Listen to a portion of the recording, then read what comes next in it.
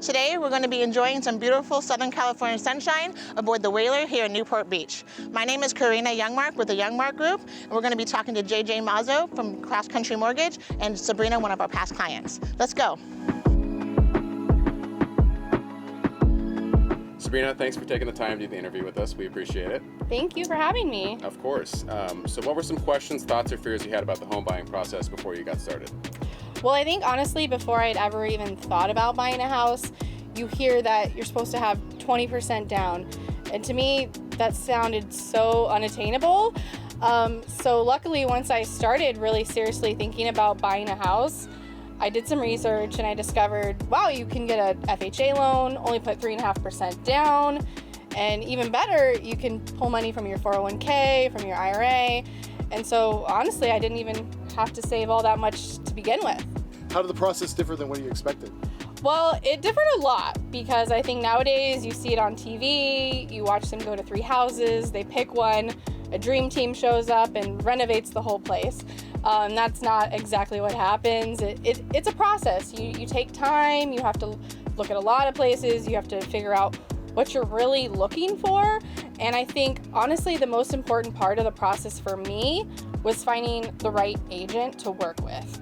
Unfortunately, I spent about 6 months working with other agents that, because of my small budget, maybe didn't give me as much time and attention. And that, really kind of hurt me in my, first buying process. So luckily, when I found you, I think we only worked together for a few weeks and I was in escrow, so it worked out really well. And how was that continued sale different than what you thought it'd be?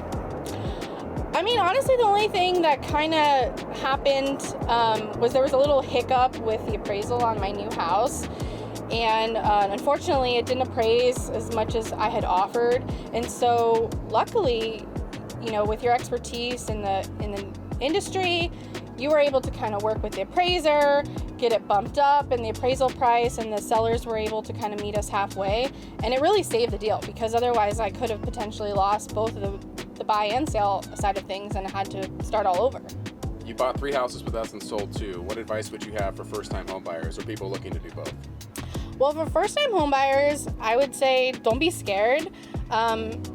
It's a great experience to be a homeowner, and don't be caught up in the expectation that, buying a house means you're buying a huge house and you have the white picket fence and everything like that. Sometimes being a homeowner is getting a 1-bedroom condo, and that's where I started out, and it's helped me work my way up to a single family home. And so I really encourage people to, just take that leap and find a good agent, find somebody you feel comfortable with that will really guide you, and it'll all be worth it. And for those that are, the first time buying and selling, again, just trust your agent. They know what they're doing. They do this every day. And, they'll make sure your best interest is at the forefront of all the decisions. Well, Sabrina, thank you so much for your time today, and we appreciate everything you've done for us, and we love working with you, and hopefully we'll get to work together again in the future. Likewise. Maybe a little time between next deals. Thanks so much. Thank you. Hi guys, we're here today with JJ Mazzo of Cross Country Mortgage. We have a few online questions and some insight that we wanted to share with all the future buyers out there. So our first question from online is from Danny G, a 39-year-old accountant from Anaheim. He wants to know the best way to figure out his total payments per month, including Melrose, property tax, and all of that extra payment that he'd need to make. And we also have Victoria. She's 33 years old, and she was asking, she wants to buy sometime between now and next year. She wants to know how much she has to save for a down payment. I think they're both great questions, and probably the same question that most folks have.